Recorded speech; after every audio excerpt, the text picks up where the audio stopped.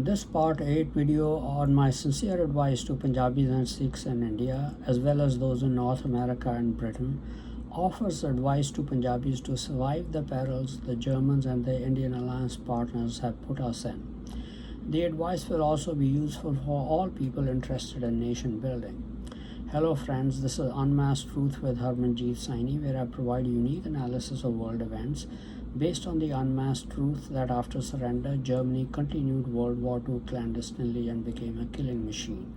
I also provide true news that you will find nowhere else.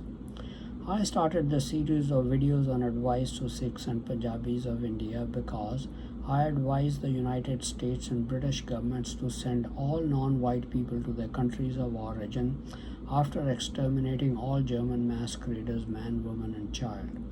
Therefore, German masqueraders, who are masters at lying and propaganda, convinced Punjabis and Sikhs living in North America to kill me, as my advice will drastically affect their lives.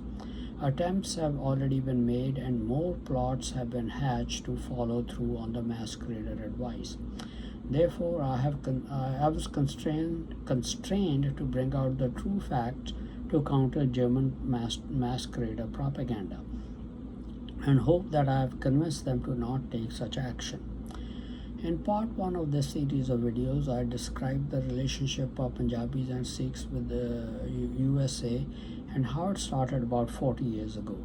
In part 2 video, I described why I need to stay in the USA to do God's work of preaching to warn the world of coming catastrophes, despite advising the USA and British Commonwealth or BritCom nations to send all non-whites back to their countries of origin. Staying in the USA is also how best I can serve Punjabis and Sikhs. In part 3 of this series of videos, I explained God's judgments on dealing with people who live among the Punjabis and Sikhs but have been our enemies clandestinely, engaged in impoverishing us and destroying us. In part 4 video, I discussed how God's judgments are to be applied to various peoples in the USA, BritCom nations, and in Punjab and India. Because America and BritCom nations have a tendency to forgive people even if they show some remorse for the horrendous evils they've done, in part 5 video, I discussed the issue of forgiveness for individuals as well as for communities and nations. In part 6 video, I discussed the current actions of Germans and German masqueraders in the USA and BritCom nations to show their attitude towards the sinful ways to prove that they show no signs of repentance for all the evils they have done. There is no more time for forgiveness. The time for judgment and justice for them has come. In the part 7 video, I discussed the actions of African Americans and other groups in America and BritCom nations, various ethnic groups in India and the Palestinians in Israel who also show no signs of repentance. Since Punjabis and Sikhs find themselves in peril of their lives, created by Germans and German masqueraders in alliance with other Indians, in this part 8 video, I will offer general advice to Punjabis so that they can maximize their chances of survival in the coming catastrophes. First, the context in which this video is being offered. German masqueraders, who are people of German ancestry living in white countries, and their Indian allies want to destroy Sikhs and Punjabis because they fought the Germans in both world wars. Though Rajputs, Marathas, Bengalis, Parsis and many others from India fought the Germans in British Indian armies, they have targeted Sikhs because they are small in numbers and easy to isolate, and they have divided Indians so that they destroy themselves as much as possible. Sikhs and Punjabis would not have known the German goal unless the USA had revealed it to us. Over a decade, they have also identified all Indians and those in the Indian subcontinent allied with the Germans. Thus, we now know who our enemies are in India and the world.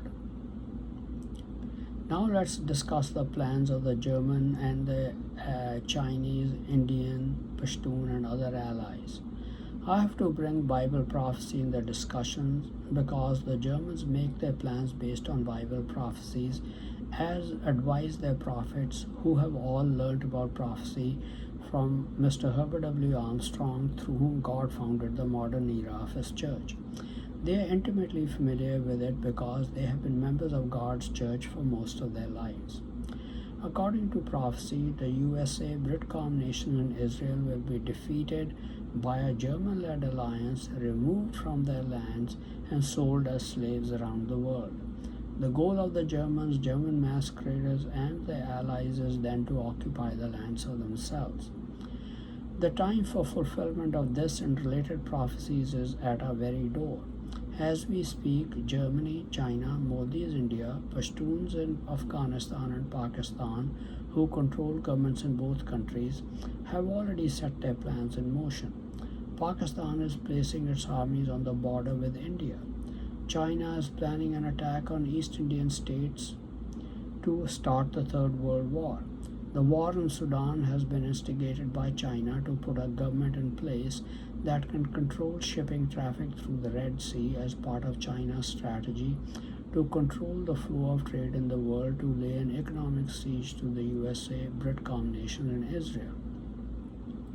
After the war is set in motion, soon thereafter a deadly civil war between German masqueraders and their allies against whites of non-German ancestry in these nations will erupt. While the civil war is raging, China will control world shipping traffic to lay an economic siege of these nations. When much of the population of these nations is destroyed, Germany, China, and their allies will attack these nations to conquer them. While masquerader prophets, mainly Gerald R. Flurry, the head of the Philadelphia Church of God, are prophesying a negligible civil war and a quick victory for the masqueraders when the German-led alliance attacks our nations, I believe the outcome of the civil war is not guaranteed as the masquerader prophets predict. The duration of the civil war and the economic siege is not known. It could be a few months or more than a year. The German-led alliance will attack only when it is safe to do so, after much of the populations of these nations are destroyed in the civil war. While military defeat is prophesied for the USA, BritCom nations, and Israel, Punjabis are not necessarily included in their defeat. That's why I need to offer advice to Punjabis and Sikhs so that we can maximize our chances of survival. Even though without USA help, our chances of avoiding defeat are extremely slim. One still fights to stay free even against the heaviest of odds. In a war for survival, it's extremely important to know one's enemy. The Germans, Chinese, Indian allies of the Germans, and the Pashtuns or Pathans. Germans are the most treacherous people on earth. They lie wholesale in order to deceive people, to weaken them, or lead them to fight, shed blood, and destroy each other. Their goal is then to plunder them to enrich themselves and their allies. Their characteristics are succinctly described in the Bible through Nahum the prophet in Nahum chapter 3 verses 1 and 19. Woe to the bloody city! God uses ancient Assyria's capital Nineveh as a representation of their modern descendants, the Germans. It is all full of lies and robbery. Its victim never departs. That means they are always victimizing some people or the other. For upon whom has not your wickedness passed continually? Therefore, in the end time, God prophesies that no people on earth will escape their wickedness. Merriam-Webster dictionary defines treacherous as likely to betray trust or unreliable. Synonyms for treacherous are disloyal, faithless, false, perfidious, traitorous, and unfaithful. The noun for treacherous is treachery, which means violation of allegiance or of faith and confidence, an act of perfidy or treason. Some synonyms for treachery are backstabbing, betrayal, disloyalty, double cross, faithlessness, infidelity, perfidy, sellout, treason, two-timing, and unfaithfulness. Germans are what each and every one of those words convey. They are masters of deceptive propaganda to lead you astray, to cause you as much harm as possible with the aim of destroying you or making use of you. No human is capable of coming up with the diabolical schemes they come up with. They do so because Satan, the devil, and demons guide them. Here are some examples of the diabolical nature of their propaganda designed to cause Sikhs and Punjabis to harm themselves as much as possible. First, they try to promote excessive use of alcohol among their enemies by circulating stories and jokes that make them think that it is a manly thing to do and feel proud of their ability to drink more than other people. The Germans do it about the Russians and Poles. Sikhs should not fall for such propaganda. Drink alcohol reasonably and in moderation. Don't circulate stories and jokes about heavy drinking by Sikhs and Punjabis so that it is a manly thing to do. By all means, enjoy alcoholic drinks in moderation, but shun excessive drinking. That is not a manly thing to do. It is harmful to health. Number 2, we know the existence of Pathans and Rajputs masquerading as Punjabi Sikhs and Hindus. They are present in every profession and walk of life among us. They promote keeping of free-flowing, unkempt beards and mustaches which make a person look ugly, dirty, uncouth, and undesirable to the opposite sex or other human beings. Germans have carried out their propaganda in multiple ways. Because people like the Badal, that is former Chief Minister Prakash Singh Badal, and other senior Sikh leaders have committed murder to be financially rewarded, they have been forced with threats to promote keeping unkempt beards and mustaches and tying turbans in unattractive ways. All Sikh politicians do that, thus grossly misguiding the people with their bad examples. Then we have Rajputs and Pathans masquerading as Punjabi Sikhs among us, who also would promote the same looks with their example to deliberately mislead as many Sikhs as possible. Prime example was the Canadian Sikh businessman Ripdaman Singh Malik, who was recently shot dead, who's a Pathan masquerading around as a Punjabi. Then we have men of religion who are stuck in the 16th and 17th centuries and promote the looks of their original gurus, not realizing that everyone lived that way in those days. They all kept long beards, mustaches, and tied turbans. Men of religion often do that, copying the founder of their religion who lived hundreds or even thousands of years ago. That happens in Islam, Hindu religious leaders, Orthodox Jews, and some sects of Christianity. Sikhs and Punjabis don't try and live the lifestyle of the 16th and 18th centuries. The world will think you are uncouth. Live the lifestyle of the 21st centuries. You will be more respected and accepted in the world. Men of religion always use fear to make people conform to the ways of the original founders, to convey the erroneous message that they are not a religious person if you don't groom yourselves and wear clothes exactly the way the founder of the religion did. The founders of the religion were up to date in their times. They did not revert to a style centuries before their times. Neither should we stick with lifestyles that are centuries old. As a racial and ethnic group, we Punjabis and Sikhs want to be respected around the world and be able to stand toe-to-toe with the best in the world. We won't be able to do that by looking unkempt and wearing clothing that was the rage 4 or 5 centuries ago, but completely out of date and looked down upon today. Leaders should set the example for the people to follow and not try to look like the lowest of the people to appear to be one of them to gain their votes. Be a better example for the people to emulate. Remember, Rajputs and Pathans masquerading as Sikhs would also be serving as priests in the Gurdwaras.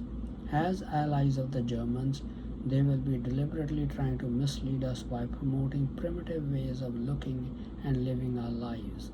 Again, they will try to use fear to promote that lifestyle.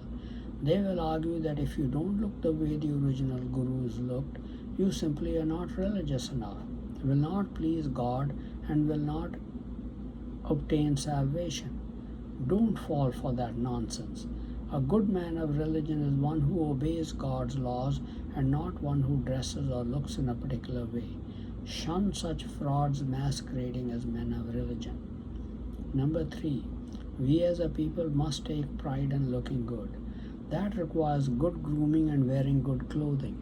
I have observed life and development of countries for the past more than 60 years. Those that developed gave up their clothing and grooming when the country was poor and have improved how they look, groom, and clothe themselves, just like the best in the developed world. I understand the practicality of wearing clothing appropriate for the climate, but that clothing can also look attractive. We have to change the mindset of the entire population if we want to be admired by the rest of the world as equals. We must also take care of our bodies, including our women. In this regard, I would suggest that women get into the habit of cooking standing up rather than sitting down. That, in my opinion, will make it easier for them to maintain their healthy good looks much longer. You will be surprised to see how much of a difference that can make. All our men and women should have pride in maintaining good looks as long as they can. In most of the rest of the world, particularly the developed world, women and men cook standing up. Number 4. The Rajput and Pathan masqueraders among us try to promote the Punjabi language, implying that we should not try to learn English in preference to Punjabi. They are deliberately trying to mislead us. People all over the world are trying to learn English so that they can have access to all the scientific, medical, and other literature available in the language and not in any other language. Moreover, India has become the information technology hub of the developed world because of the English language. Millions of good paying jobs have been created so that India is now called the back office of the English speaking world. It has made India's development possible. Most of the benefits of that employment have gone to people who are fluent in English. Do not fall for the diabolical propaganda of the enemies in our midst who say that our stress should be in learning our own mother tongue because all developed countries do. You don't realize that even many Germans, Italians, and Japanese speak English fluently. They know it is necessary to communicate with the rest of the world. Developed nations advanced their scientific and technical knowledge in their languages, but they also made use of what was available in English. You should be able to understand what a huge task it will be to translate all the scientific literature in Punjabi and employ armies of people to translate to keep books up to date.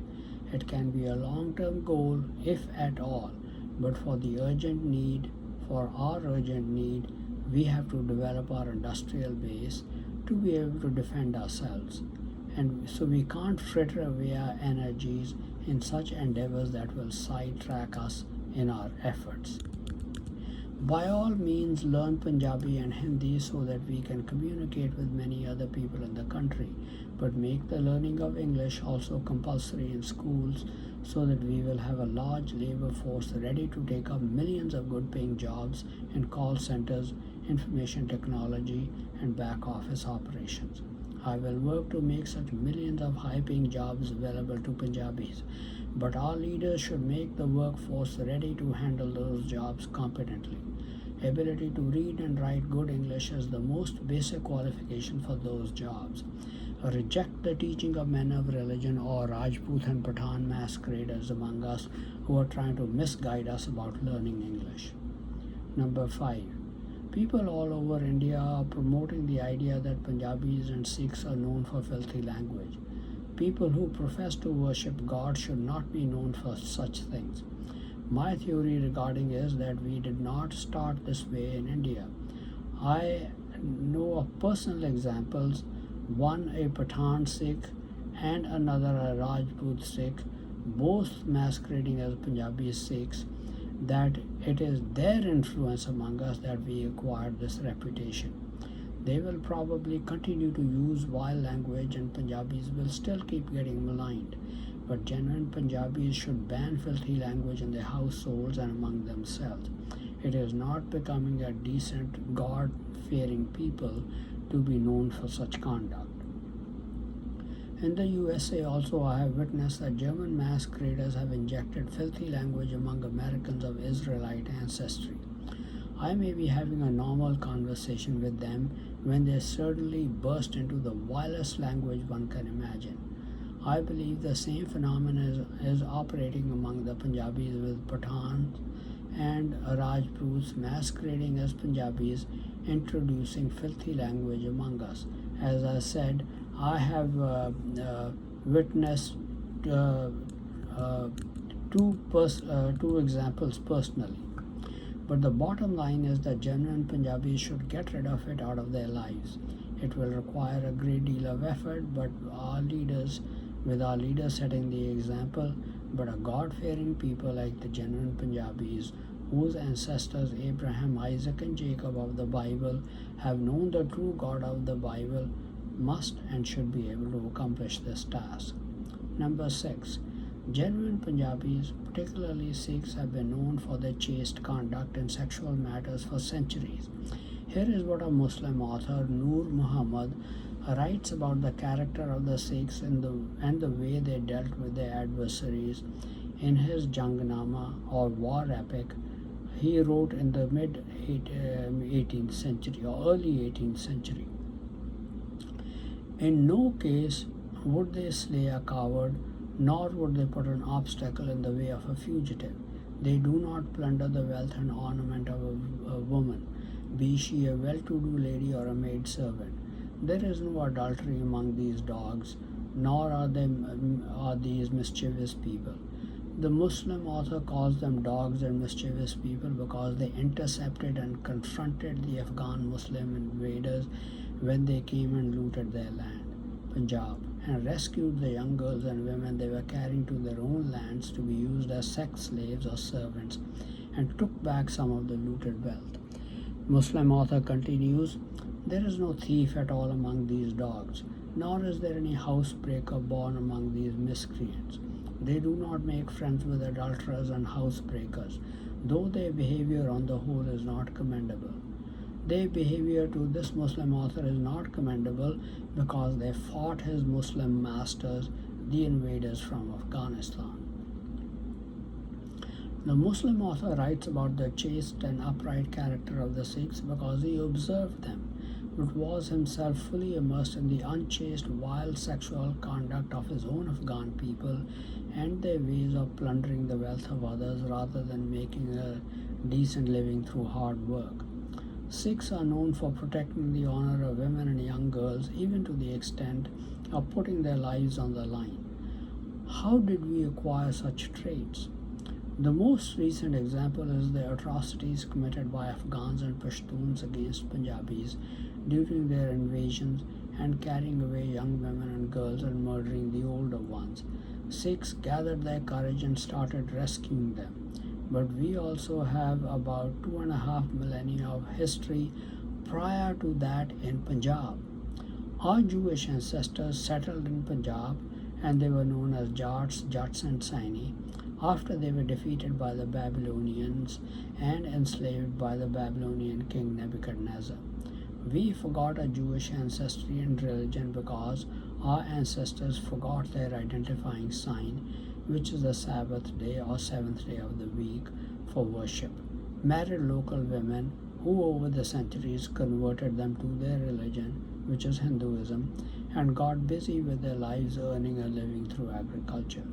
But we never forgot our basic traits of earning a living by working hard with our own hands, conducting ourselves honestly rather than stealing from others through trickery or in other ways, courage in fighting oppression and wrong, chaste conduct in matters of sex and marriage, and use of wholesome language in communicating among ourselves and with others. These traits were ingrained in us because of our living under God's laws in the Bible for nearly 4,000 years, since the days of our ancestors Abraham, Isaac, Jacob, and Judah. Even though after our captivity we forgot our religion, basic human traits had become part of our character. Therefore, what the Sikh gurus taught in the scriptures were not traits they acquired on the basis of new revelation. They were already a part of their character. The gurus taught the Sikhs to work with their hands to earn a living and practice charity. That trait had been acquired by the Sikh gurus from our Jewish ancestors, passed down through thousands of years. Another example clearly illustrates how people retain their basic character for thousands of years. The Roman Empire was overrun by Germanic tribes because the Romans allowed them to settle in Italy and recruited them heavily into their armed forces. Before the Germanic tribes, a branch of the royal family of the Trojans, who were a branch of the Jews, moved to Italy after Troy was destroyed by the Greeks. Jews came to Italy in many other ways. Many of the Jews are still settled in Italy and retain their basic characteristics. The descendants of the Germanic tribes still retain their characteristics. Many Italians emigrated to the United States. The descendants of the Germanic tribes from Italy who came to the USA have been the mafia bosses and their lieutenants and followers. Stealing from others with threats and violence is their stock in trade, as is that of the Germans to this day. They have retained their character traits for more than 1600 years. Everything good that has come out of Italy has come from the descendants of the Jews settled in Italy. They have retained their basic traits of working hard to earn a living and followed the live and let way outlook on life. Contrast the genuine Punjabi traits with the basic traits of those of Iranian origin, which includes the Pashtuns, Baluchis, and most other Afghans and other Mughals of Central Asia. They earn much of their living by plundering others, oppressing and ruling over others, and have no qualms about violating women, keeping them as sex slaves, lack of chastity in marriage, and use of filthy language in conversation. Over the past 3 centuries, many Pashtuns and Iranians have come to India in various ways and then settled among us. Some of them are masquerading as genuine Punjabis. As a result, their thieving, unchaste, wild ways get attributed to us. Over time, some of their bad traits have rubbed off on some of us. Therefore, whatever changes have occurred in our chaste and wholesome conduct have been acquired from the Afghans, Iranians, and others who came in as invaders and from the Rajputs. Now that we know where bad influences came from, we should shun such behavior and get back to a chaste and wholesome conduct. Number 7. I have not been to Punjab and India in the past 28 years because I have feared that I would be arrested because of my views and locked up in jail for life and put to death. I don't know if the practice of parda, called kund in Punjabi, is still prevalent in rural and some urban households. This is a practice adopted from Muslims. Islam is the devil's religion that promotes oppression of one half of humanity, the female half. Parda and all such practices originated in Islam. We should get rid of such practices among our Sikhs and Hindus. Women should be free as they are in the rest of the world from such hideous oppression. They should not need to cover their faces as they go in public. In part 9 video, I will describe the other areas I have identified in which Punjabis must improve to become a highly developed people, to be counted among the top nations, and then develop the necessary manufacturing capabilities, weapons manufacturing capabilities to be able to defend themselves. Thank you very much for watching this video. Please continue to watch my videos and read my articles on important world events, World War III watch, politics, international business, advice on health and medical problems, and much more for in-depth and insightful analysis. Please also subscribe to my YouTube and Facebook channels Unmasked Truth with Harmanjit Saini to view and get information on the latest videos.